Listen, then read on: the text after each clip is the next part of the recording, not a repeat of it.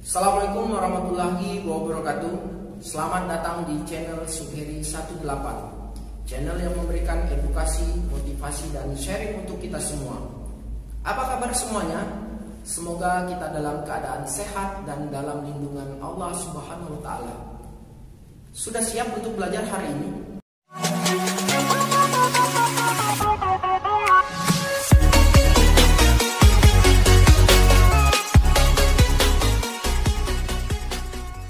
Baik, kali ini kita akan mempelajari mata kuliah Pendidikan Pancasila, yang mana pada materi sebelumnya kita sudah menguraikan konsep negara, tujuan negara, urgensi dasar negara.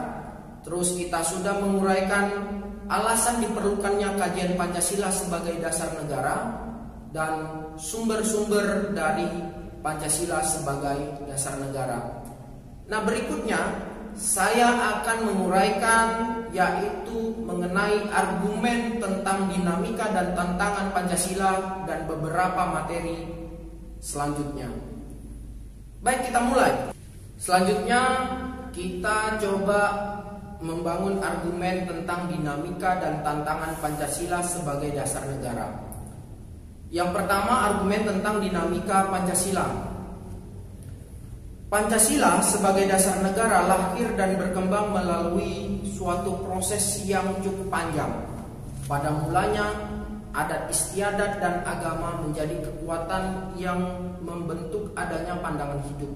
Setelah Soekarno menggali kembali nilai-nilai luhur budaya Indonesia pada 1 Juni 1945, barulah Pancasila disuarakan menjadi dasar negara yang resmi pada 18 Agustus 1945 dengan dimasukkannya nilai atau sila-sila Pancasila dalam pembukaan Undang-Undang Dasar Negara Republik Indonesia tahun 1945. Dengan bersumberkan budaya, adat istiadat, dan agama sebagai tonggaknya, nilai-nilai Pancasila diyakini kebenarannya dan senantiasa melekat dalam kehidupan negara dan negara Indonesia. Pada saat berdirinya negara Republik Indonesia yang ditandai dengan dibacakannya teks proklamasi pada 17 Agustus 45, bangsa Indonesia sepakat pengaturan kehidupan bermasyarakat, berbangsa, dan bernegara berlandaskan pada Pancasila dan Undang-Undang Dasar 45. Namun sejak November 45 sampai menjelang ditetapkannya dekret presiden pada 5 Juli 1959, pemerintah Indonesia mempraktikkan sistem demokrasi liberal. Setelah dilaksanakannya dekret presiden, Indonesia kembali diganggu dengan munculnya paham lain. Pada saat itu, sistem demokrasi liberal ditinggalkan. Perdebatan tentang dasar negara di konstituante berakhir dan kedudukan Pancasila diperkuat. Tetapi keadaan tersebut dimanfaatkan oleh mereka yang menghendaki berkembangnya paham haluan kiri atau yang kita sering sebut dengan komunis. Puncaknya adalah peristiwa berontakan G30 SPKI tahun 65.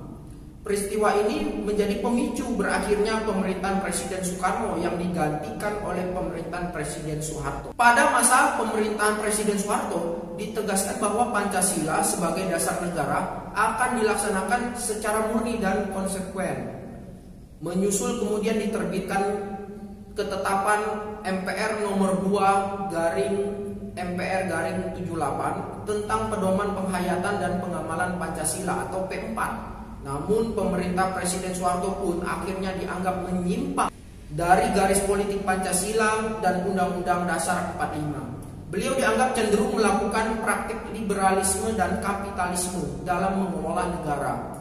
Nah, tahun 98 muncul gerakan reformasi yang mengakibatkan Presiden Soeharto menyatakan berhenti dari jabatan presiden. Namun sampai saat ini nampaknya reformasi belum membawa angin segar bagi dihayati dan diamalkannya Pancasila sebagai konsekuen oleh seluruh elemen bangsa. Hal ini dapat dilihat dari abainya para politisi yang berdasarkan nilai-nilai Pancasila dan perilaku anarkis segelintir masyarakat yang suka memaksakan kehendak kepada pihak lain. Pada tahun 2004 sampai sekarang berkembang gerakan para akademisi dan pemerhati serta pecinta Pancasila yang kembali menyuarakan Pancasila sebagai dasar negara melalui berbagai kegiatan seminar dan kongres. Berikutnya argumen tentang tantangan terhadap Pancasila. Pada era globalisasi dewasa ini, banyak hal yang akan merusak mental dan nilai moral Pancasila yang menjadi kebanggaan bangsa dan negara Indonesia. Dengan demikian, Indonesia perlu waspada dan berupaya agar ketahanan mental ideologi bangsa Indonesia tidak tergerus. Pancasila harus senantiasa menjadi benteng moral dalam menjawab tantangan-tantangan terhadap unsur kehidupan bernegara, yaitu sosial, politik, ekonomi, budaya, dan agama. Tantangan yang muncul antara lain berasal dari derasnya arus paham-paham yang bersandar pada otoritas materi seperti liberalisme, kapitalisme, komunisme, sekularilisme, pragmatisme, dan hedonisme yang menggerus kepribadian bangsa yang berkarakter nilai-nilai Pancasila.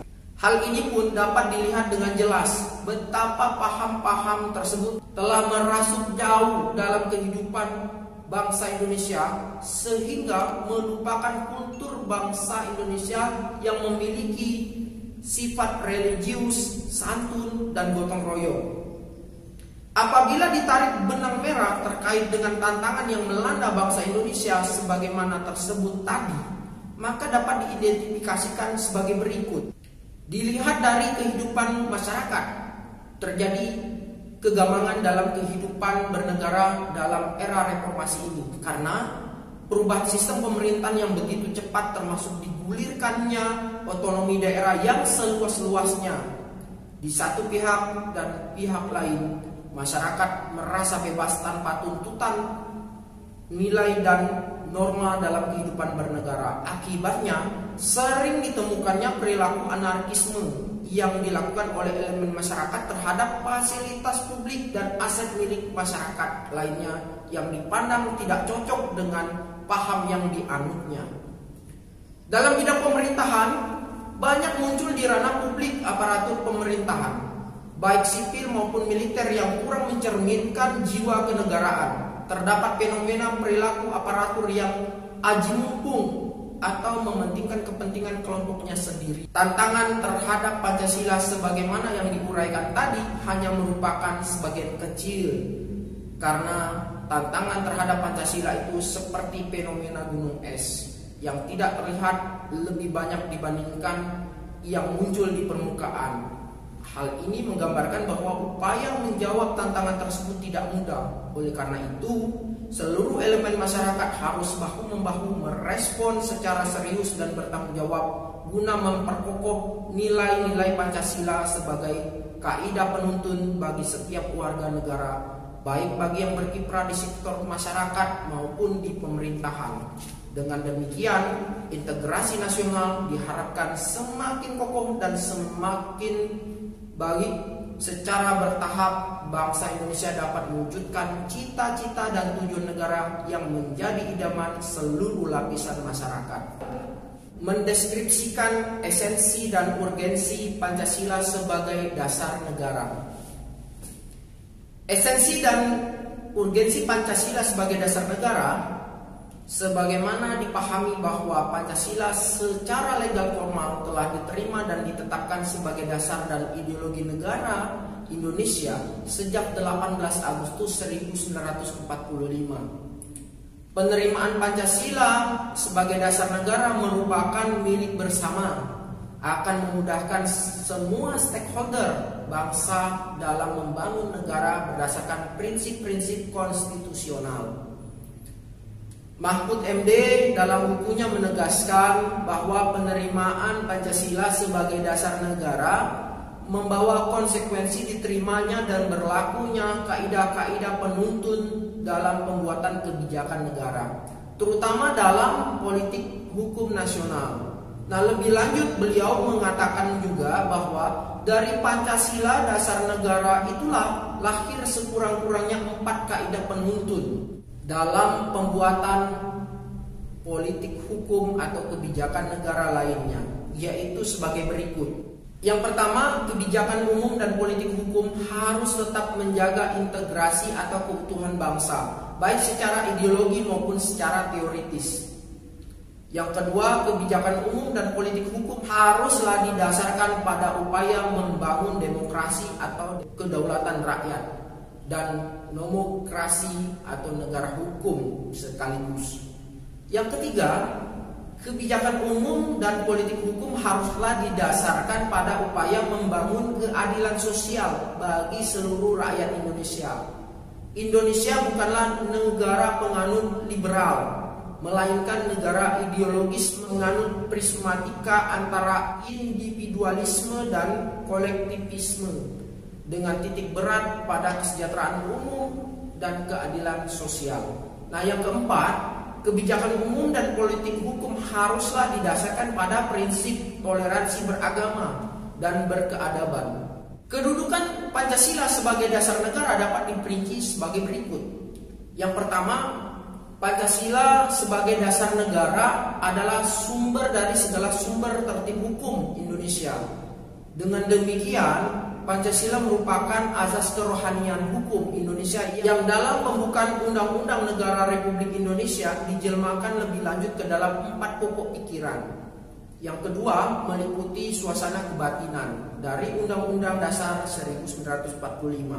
Yang ketiga, mewujudkan cita-cita hukum bagi negara, baik hukum dasar tertulis maupun tidak tertulis. Yang keempat, mengandung norma yang mengharuskan undang-undang dasar, mengandung isi yang mewajibkan pemerintah dan lain-lain penyelenggara negara, termasuk penyelenggara partai dan golongan fungsional, memegang teguh cita-cita moral rakyat yang luhur. Yang kelima, merupakan sumber semangat abadi Undang-Undang Dasar 45 bagi penyelenggaraan negara, para pelaksana pemerintahan.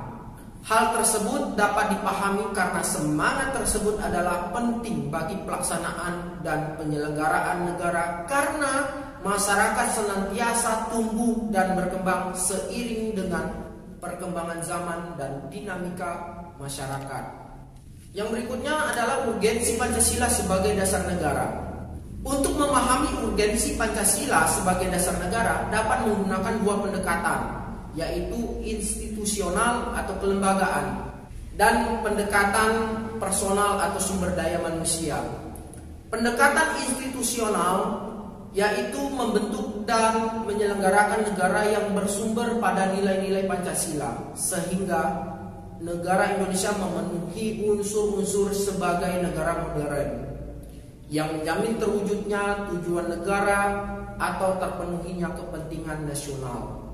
Sementara kalau kita melihat pendekatan sumber daya manusia, terletak ada 2 aspek, yaitu orang-orang yang memegang jabatan dalam pemerintahan yang melaksanakan nilai-nilai Pancasila secara murni dan konsekuen di dalam pemenuhan tugas dan tanggung jawabnya sehingga formulasi kebijakan negara akan menghasilkan kebijakan yang mengejawantakan kepentingan rakyat.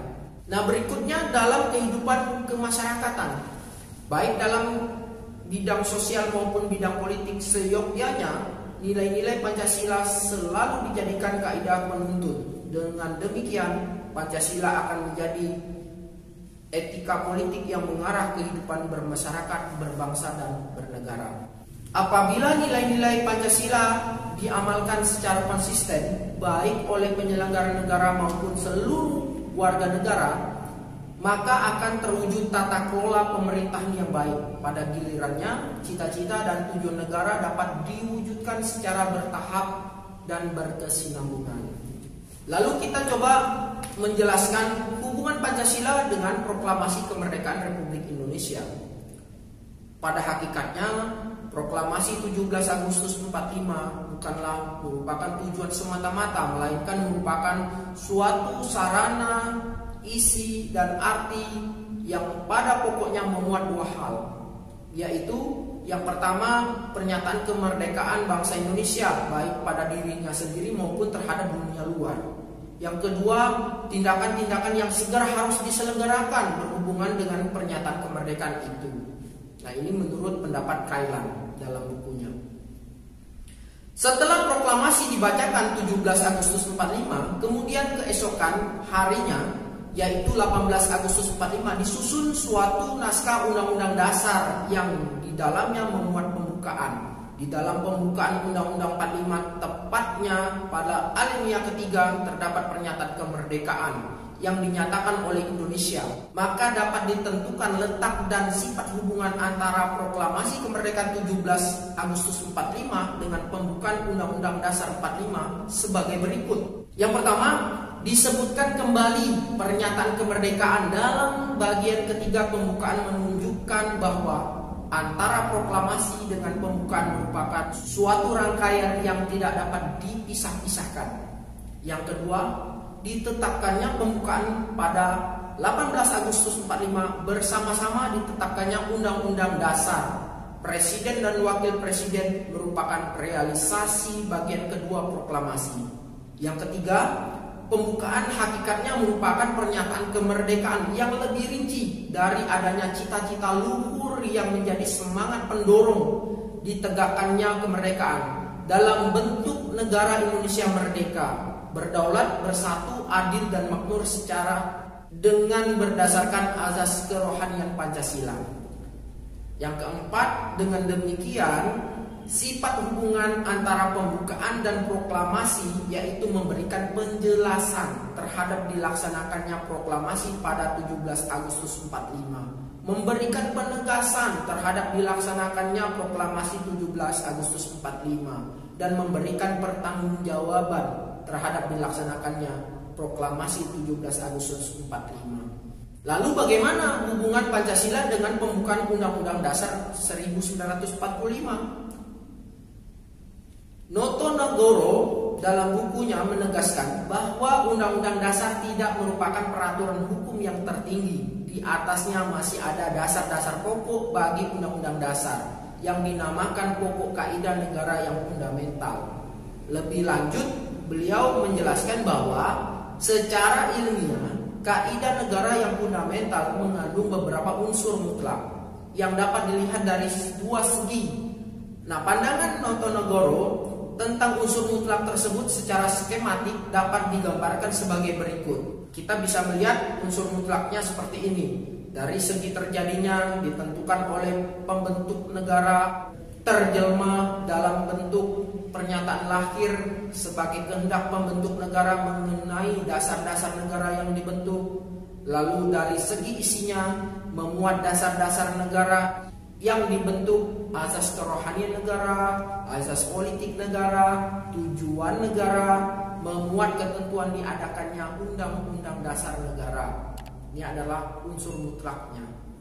Berdasarkan paradigma berpikir tersebut, maka pembukaan Undang-Undang Dasar 1945 memenuhi syarat unsur mutlak. Kita bisa lihat skemanya sebagai berikut. Pembukaan Undang-Undang Dasar 1945 memenuhi syarat sebagai stat fundamental norm. Dari segi terjadinya ditentukan oleh PPKI sebagai bentuk negara.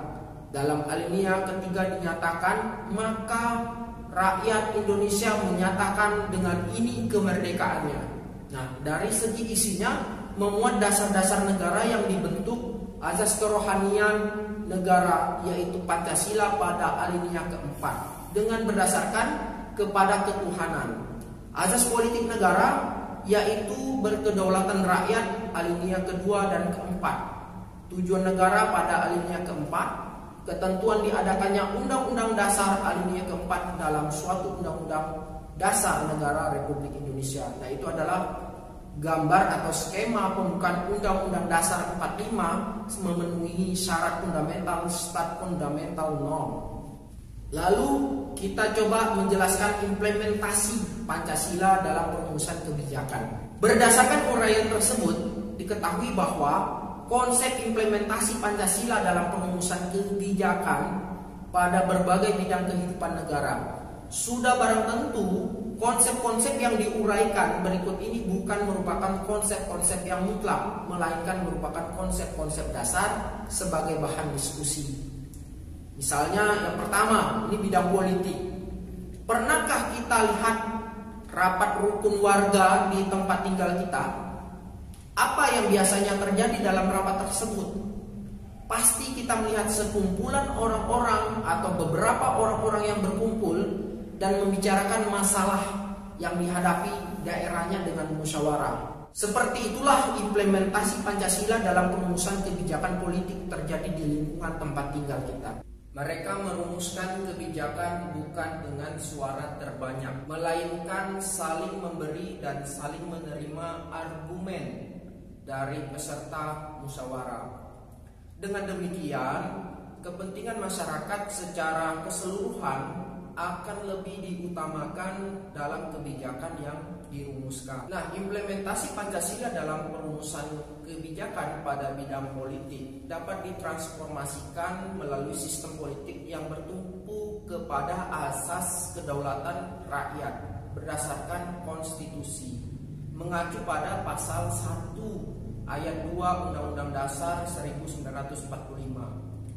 Implementasi asas kedaulatan rakyat dalam sistem politik Indonesia, baik pada sektor suprastruktur maupun infrastruktur politik, dibatasi oleh konstitusi. Hal inilah yang menjadi hakikat dari konstitusionalisme yang menempatkan wewenang semua komponen dalam sistem politik diatur dan dibatasi oleh Undang-Undang Dasar, dengan maksud agar tidak terjadi penyalahgunaan kekuasaan oleh siapapun.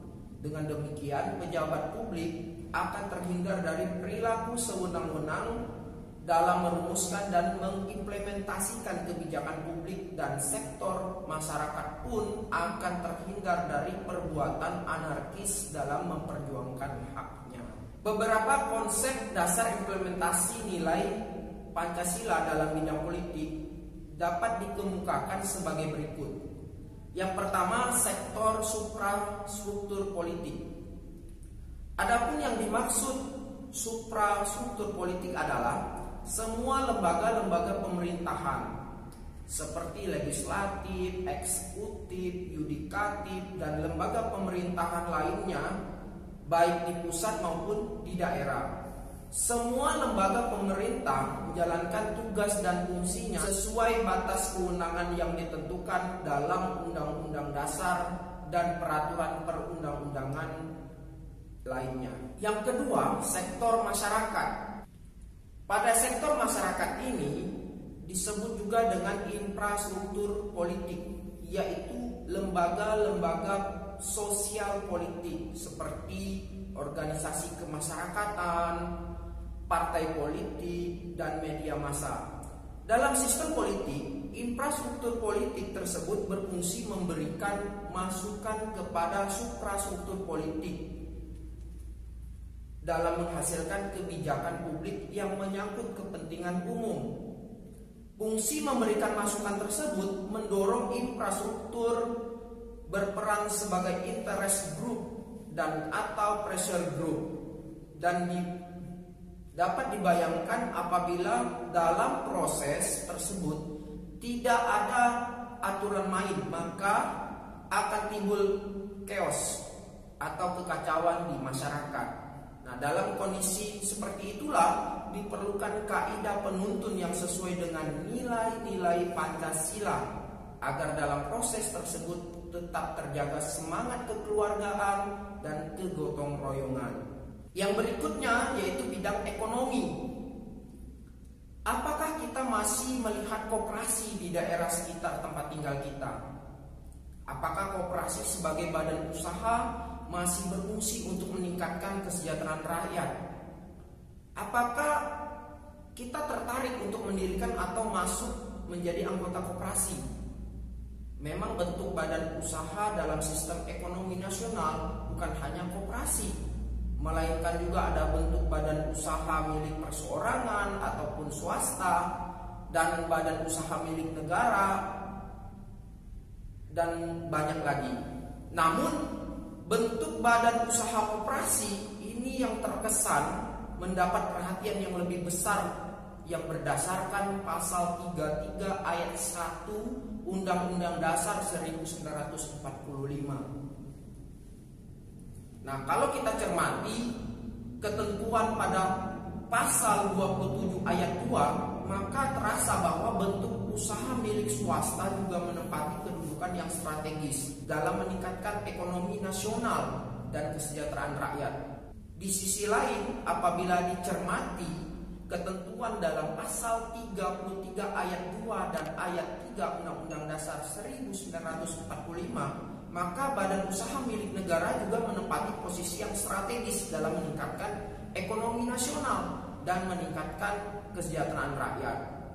Nah, selain itu, mengacu kepada ketentuan pasal 34 ayat 1, ayat 2, ayat 3, dan ayat 4 Undang-Undang Dasar 1945, negara Indonesia berkewajiban mengembangkan sistem jaminan sosial, memberdayakan masyarakat yang lemah, serta memelihara kelompok marginal, khususnya fakir miskin dan anak terlantar. Ini saya berikan contoh gambar yang mencerminkan kegiatan koperasi sebagai soko guru yang sesuai dengan perekonomian yang ada di dalam sistem perekonomian Pancasila. Menurut Mubiarto dalam Usman dan Alfian dalam bukunya mengenai 5 prinsip pembangunan ekonomi yang mengacu kepada nilai Pancasila, yaitu sebagai berikut.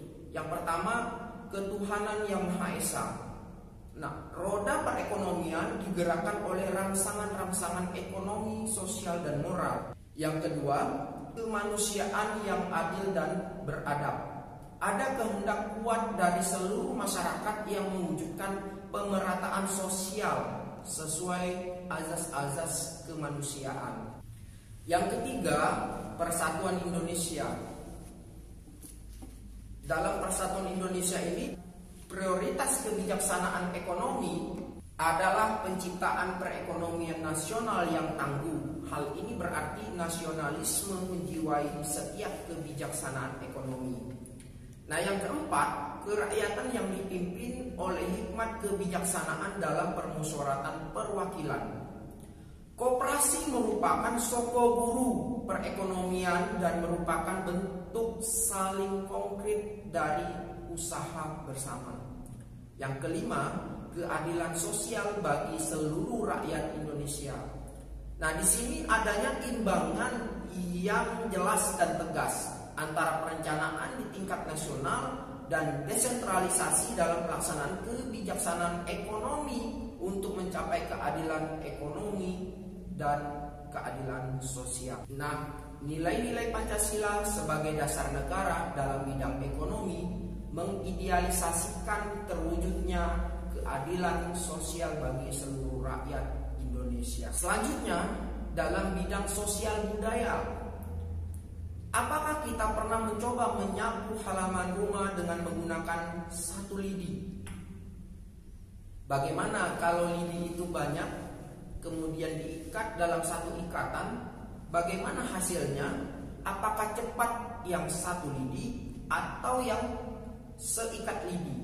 Pertanyaan ini merupakan dasar berpijak masyarakat yang dibangun dengan nilai persatuan dan kesatuan. Bahkan kemerdekaan Indonesia pun terwujud karena adanya persatuan dan kesatuan bangsa. Sejatinya masyarakat Indonesia memiliki karakter hidup bergotong royong sebagaimana disampaikan oleh Bung Karno dalam pidatonya 1 Juni 1945. Namun akhir-akhir ini semangat kegotong royongan di kalangan masyarakat menunjukkan gejala semakin luntur. Rasa persatuan dan kesatuan bangsa tergerus oleh tantangan arus globalisasi yang bermuatan nilai individualistik dan materialistik. Apabila hal ini tidak segera kita cegah, bukan tidak mungkin jati diri bangsa akan semakin terancam.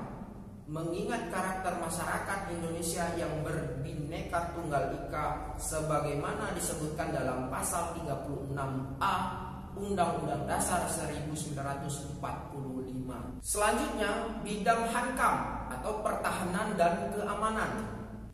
Apakah sudah akrab kita dengan istilah bela negara, istilah pertahanan, dan istilah keamanan negara. Nah, ketiga istilah tersebut terkait dengan pembahasan mengenai implementasi Pancasila dalam bidang pertahanan dan keamanan negara. Kita juga sudah paham bahwa berbicara dengan hal tersebut sudah barang tentu harus terkait dengan ketentuan dalam pasal 27 ayat 3 dan pasal 30 ayat 1, 2, 3, 4, dan 5 Undang-Undang Dasar 1945. Berdasarkan ketentuan dalam pasal 27 ayat 3 Undang-Undang Dasar 1945, setiap warga negara berhak dan wajib ikut serta dalam upaya pembelaan negara. Bagi kita sebagai warga negara yang baik, bela negara bukan hanya dilihat sebagai kewajiban, melainkan juga merupakan kehormatan dari negara. Bela negara dapat didefinisikan sebagai segala sikap dan perilaku warga negara yang dijiwai oleh kecintaannya kepada tanah air dan bangsa dalam menjaga kelangsungan hidup dan negara berdasarkan Pancasila guna mewujudkan tujuan nasional. Wujud keikutsertaan warga negara dalam bela negara dalam keadaan damai banyak bentuknya. Aplikasi jiwa pengabdian sesuai profesi pun termasuk bela negara. Semua profesi merupakan medan juang bagi warga negara dalam bela negara sepanjang dijiwai semangat pengabdian dengan dasar kecintaan kepada tanah air dan bangsa. Hal ini berarti pahlawan tidak hanya dapat lahir melalui perjuangan fisik dalam peperangan membela kehormatan bangsa dan negara, tetapi juga pahlawan dapat lahir dari segala kegiatan profesional warga negara. Misalnya dalam bidang pendidikan dapat lahir pahlawan pendidikan. Dalam bidang olahraga dikenal istilah pahlawan olahraga. Demikian pula dalam bidang ekonomi, teknologi, kedokteran, pertanian, dan lain-lain dapat lahir pahlawan nasional. Demikian pula halnya dengan membayar pajak. Maka pembayar pajak mereka juga pahlawan karena mereka rela menyerahkan sebagian dari penghasilan dan kekayaannya untuk membantu negara membiayai pembangunan berupa pembangunan jalan, jembatan, pembayaran gaji bagi TNI Polri, serta penyediaan program pembangunan yang pro masyarakat miskin berupa subsidi dan sebagainya. Bela negara dalam konteks khusus perjuangan fisik terkait dengan istilah pertahanan dan keamanan. Upaya pembangunan pertahanan adalah daya upaya bangsa dalam membangun dan menggunakan kekuatan nasional untuk mengatasi ancaman dari luar negeri dan ancaman lainnya yang dapat mengganggu integritas nasional. Adapun yang dimaksud dengan pembangunan bidang keamanan adalah daya upaya bangsa dalam membangun dan menggunakan kekuatan nasional untuk mengatasi ancaman dari dalam negeri serta ancaman terhadap keamanan dan ketertiban masyarakat serta penegakan hukum. Nah, itu tadi adalah penjabaran tentang implementasi Pancasila. Sekarang kita coba untuk merangkum tentang makna dan pentingnya Pancasila sebagai dasar negara.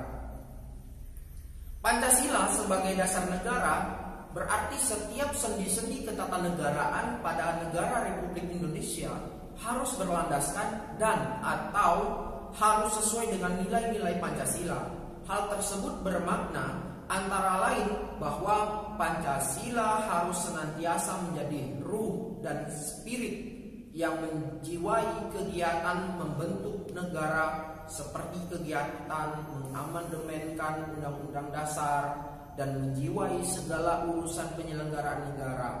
Urgensi Pancasila sebagai dasar negara yaitu yang pertama, agar para pejabat publik dalam penyelenggaraan negara tidak kehilangan arah. Dan yang kedua, agar partisipasi aktif seluruh warga negara dalam proses pembangunan dalam berbagai bidang kehidupan bangsa dijiwai oleh nilai-nilai Pancasila. Dengan demikian, pada gilirannya cita-cita dan tujuan negara dapat diwujudkan sehingga secara bertahap dapat diwujudkan masyarakat yang makmur dalam keadilan dan masyarakat yang adil dalam kemakmuran. Nah, itulah materi hari ini. Materi kita selesai mengenai Pancasila sebagai dasar negara Republik Indonesia. Untuk itu, silahkan tugas Anda adalah merangkum kembali, menulis ulang materi di part pertama dan part kedua ini untuk Anda pelajari selanjutnya. Untuk melanjutkan materi-materi berikutnya, silakan Anda subscribe, like, dan share video ini. Assalamualaikum warahmatullahi wabarakatuh.